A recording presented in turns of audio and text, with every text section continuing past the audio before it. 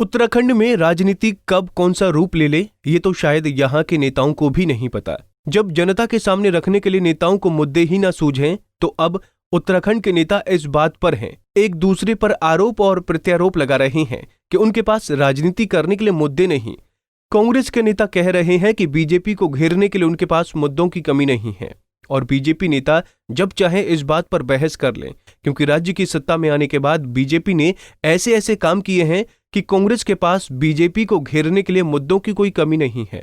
तो भारतीय जनता पार्टी कह रही है कि कांग्रेस आंदोलन कर रही है, और दूसरी तरफ कह रही है मुद्दे नहीं। अरे इस सरकार के रहते हुए मुद्दों की कमी नहीं है। इस सरकार ने इतने मुद्दे दिए हैं जिसका कोई अंत नहीं है। बताए, सरकार जो है किसानों की ऋण माफी का वादा आपने 2017 में किया था, क्या ऋण माफ हुआ? क्या किसानों की आय दुगनी हुई?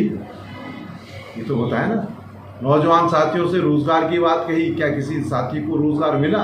जिनका रोजगार था उसको भी छीनने का काम इस सरकार ने किया। महंगाई के लिए बहुत बड़े नारे दिए थे कि बहुत ही महंगाई की मार अब की बार मोदी सरकार। तो आज आप लोग भी बताइए, कांग्रेस के ज़माने में ज़्यादा महंगाई थी या अब महंगाई ज़्यादा है? जो गैस का सिलेंडर हम 400 पर छोड़ के गए थे, इन माई के लालों ने उस गैस को सिलेंडर को 800 पर पहुँचा दिया।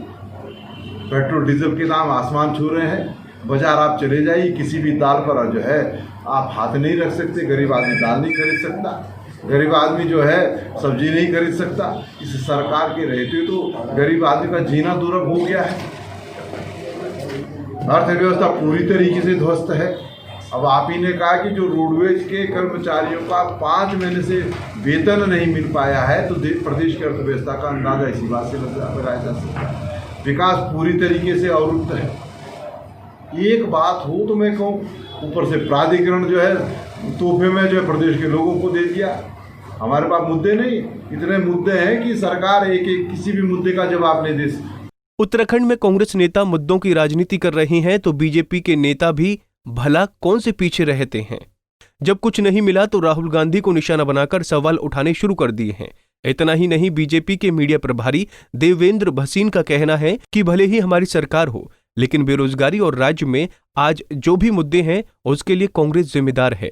जबकि बीजेपी की 3.5 साल की सरकार ने क्या किया, इस पर मीडिया प्रभारी महोदय कुछ नहीं बोलना चाहते हैं। पूरे देश के समान उत्तराखंड के कांग्रेस नेता बहुत बौखलाए हुए हैं और राज्य में पार्टी लगातार बिखर रही है, और यही वजह है कि उत्तराखंड कांग्रेस के नेता अलग अलग दिशाओं में चलते दिखाई देते हैं और अनर्गल बयानबाजी करते हैं।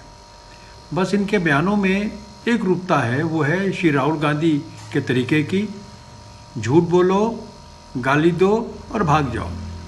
हमने कांग्रेस के नेताओं को कहा कि रोज़गार के मुद्दे पर जो अब बात करते हैं, हम पूरे आंकड़े देंगे कि इन 3.5 वर्षों में मुख्यमंत्री श्री त्रिवेंद्र जी के नेतृत्व में कितने लोगों को रोज़गार मिला, और आप भी दीजिए कि आपके काल में कितना मिला।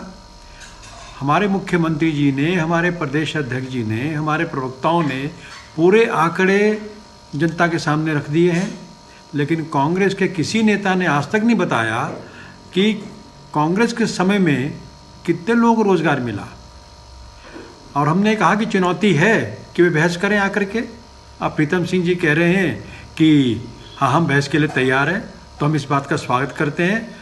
और प्रीतम जी, पहला सवाल तो हमारा आपसे आपके क्षेत्र चक्राता के बारे में होगा कि लगातार 70 साल तक लगभग वहाँ पर आपके और आपके परिवार के द्वारा जो जनप्रतिनिधित्व किया गया, तो इस 70 सालों में आपके क्षेत्र की जो दशा है उसके पहले में आप पहले जवाब दीजिएगा। उत्तराखंड राज्य में एक दूसरे पर आरोप प्रत्यारोप की राजनीति एक शगल बन चुका है।